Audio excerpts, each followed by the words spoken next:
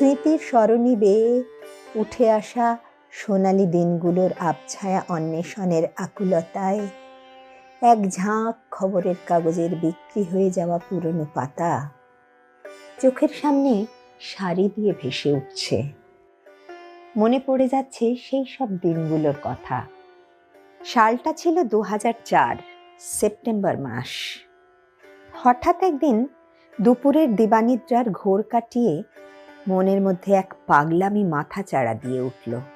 প্রায় দীর্ঘ 15 বছর এক বেসরকারি স্কুলে শিক্ষিকার চাকরিকে সদ্য বিদায় জানিয়েছি। তখন মনের ভারসাম্যের টালমাটাল গতিটা ভয় ধরাতে শুরু করেছে। তবে কি আমি শেষ হয়ে গেলাম? হতাশা মনকে গ্রাস করে ফেলছিল ধীরে ধীরে। হঠাৎ মনে হলো, আচ্ছা, আমি তো লিখতে টিখতে পারি একটু। খবরের কাগজের পাতায় নিজের নাম ছাপার অক্ষরে দেখতে পেলে কেমন হয়?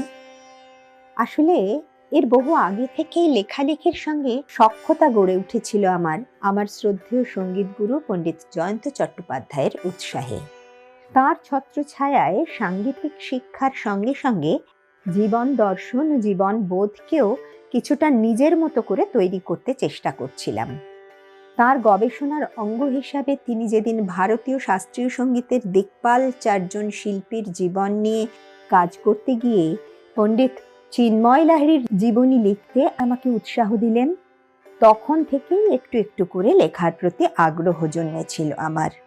কোথায় গেল তারা গ্রন্থটিতে সঙ্গীতাচার্য জ্ঞানেন্দ্র প্রসাদ গোস্বামী, সঙ্গীতাচার্য তারাপদ চক্রবর্তী, সঙ্গীতাচার্য ভীষ্মদেব চট্টোপাধ্যায় এবং পণ্ডিত চিন্ময় লাহিড়ীর জীবনী লিপিবদ্ধ করার কৃতিত্ব গবেষক, শিল্পী, লেখক, সঙ্গীত শিক্ষক এবং গুরু পণ্ডিত জয়ন্ত চট্টোপাধ্যায়ের, যিনি সম্পর্কে সঙ্গীতাচার্য ভীষ্মদেব চট্টোপাধ্যায়ের পুত্র। এই কোথায় গেল তারা গ্রন্থের 2 মলাটের ভেতর যেদিন নিজের নাম ছাপার অক্ষরে দেখতে পেলাম, তখন ওই পবিত্র কাজের সুযোগ পাওয়ার জন্য শ্রদ্ধায় আমার মাথা নত হয়ে গিয়েছিল। নিজের প্রতি আস্থাও বেড়েছিল কিছুটা। এই গ্রন্থের প্রথম প্রকাশ ছিল 1996 সালে।